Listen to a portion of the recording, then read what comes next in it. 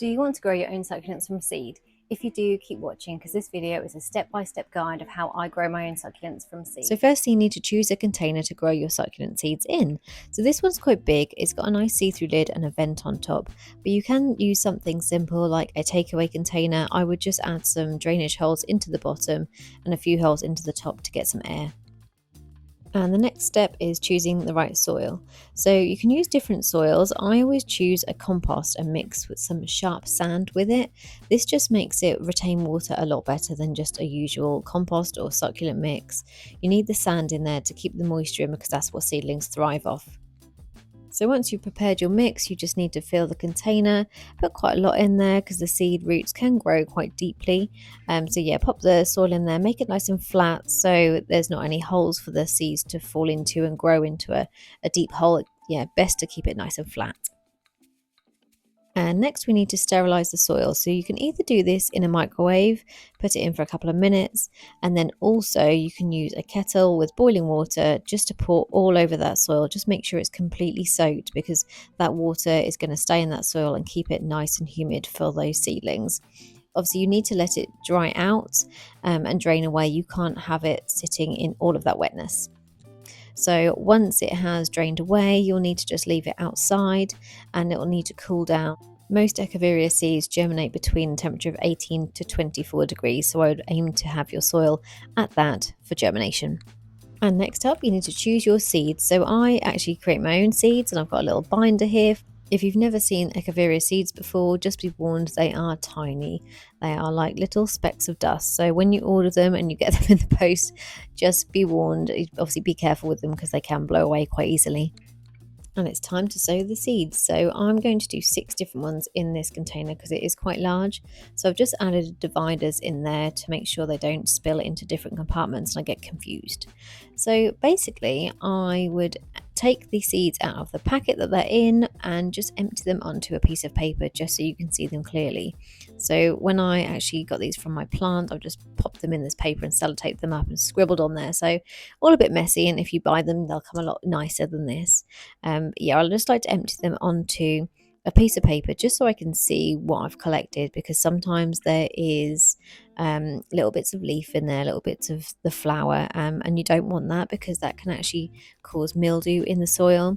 So a bit later on you'll see that I sieve some of mine, and that really helps to get rid of those bits that cause mildew. But yeah, that's the ones that I'm going to pop into the soil now. So I just find it a lot easier to have it on a bit of paper with that fold in, so the seeds obviously fall into that fold and you can then basically tap them really gently over that soil area. So you can see them coming down here on the piece of paper.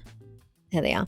So they're now arriving, and just try and spread them as evenly as possible. Obviously it's quite difficult because they might fall down quite a lot together one at a time, but you can see roughly that it's being spread out over that whole area in the soil. I try to do this and make it evenly as possible because later on when they have grown, obviously successfully like yours will, they will be so many different ones together and it's really hard to then prick them out of this pot. So if they have a lot of space between them, it just makes them a little bit easier, and it helps them grow more evenly as well, because sometimes you'll get the bigger ones which are then overshadowing the little ones and they won't grow as well. So it just helps you in the long run. But I have put a hell of a lot of seeds in here, probably a lot more than I usually would.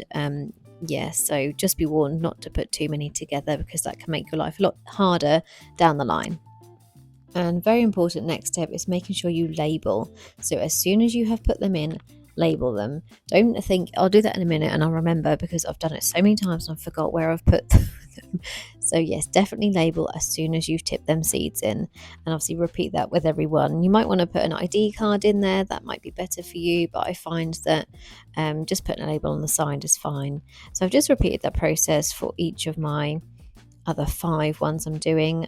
Some of them are hybrids which I've tried to create myself. Obviously you don't really know what's happened until they actually grow, so it can be years really before you can see the true beauty of them. And this is a sieve I was just referring to. I think it's like a 2mm sieve, and it's just really good for getting rid of those extra bits that aren't seeds, because like I say, that causes mildew in there. But that's all of them now sown. You really can't see them, but yeah, they're in there and they just need to germinate now. It's really important to put them somewhere suitable to make sure they don't burn or cook in any sunlight. So don't put them on a windowsill which receives really bright direct sunlight, because it will just cook them. You need to put them on a windowsill really which receives indirect light. So this windowsill, actually my little girl's playroom, doesn't receive any sun directly, but I can see is getting some light to it, and the ideal temperature is between 18 and 24 for this specific type of Echeveria. I've kept that vent open, but they do like a lot of moisture, so I might close that up in a couple of days. These types of seeds germinate between 7 and 21 days usually. So this is the update. So it's actually 9 days later, and we have some seedlings. So they are very, very tiny. They are like little bits of cress. This back one actually is a Lowy hybrid, so I'm really intrigued about that one. Some of them obviously haven't germinated yet, and we might have some that don't germinate at all. But it's good to see after 9 days that we have got some. There's one tiny one just in there. Yeah, and then this one, I don't think there's anything there that I can see.